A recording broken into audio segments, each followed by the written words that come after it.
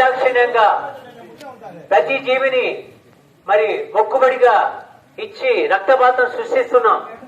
ఇక పైన ఈ సరికాని ఆలోచన విధానం, ఈ మూర్ఖత్వం ఆగిపోవాలని అందరూ పొంగళ్ళు పర్వాణాలు మాత్రమే ప్రసాదంగా పెట్టి అమ్మవారికి పూజించాలని మనం కోరుకున్నాం. ఏ జీవిని అమ్మవారికి బలివ్వకూడదని లక్ష్యంతో ఈ మహాకరుణ శాకాహార ర్యాలీ నిర్వహిద్దాం మిత్రులారా. ఈరోజు శాకాహార జగత్ కి, జాన జగత్ కి,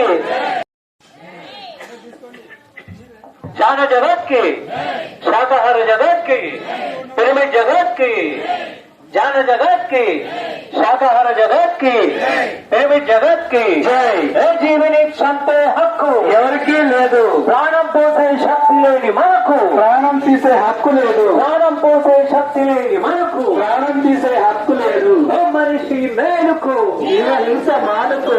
ఓ మనిషి మేలుకు, ఓ మనిషి మేలుకు, హింస మానుకు.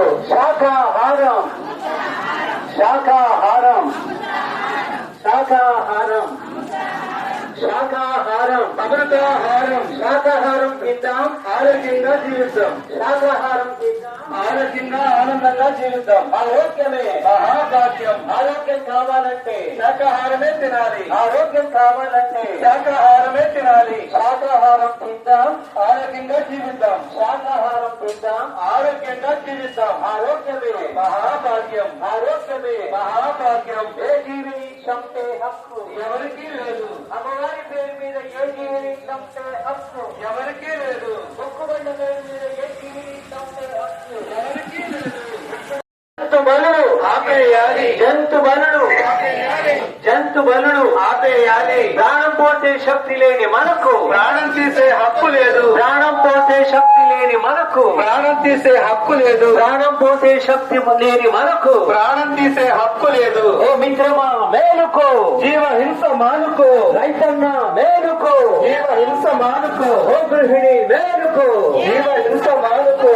అహింస పరమో ధర్మ, అహింస పరమో ధర్మ.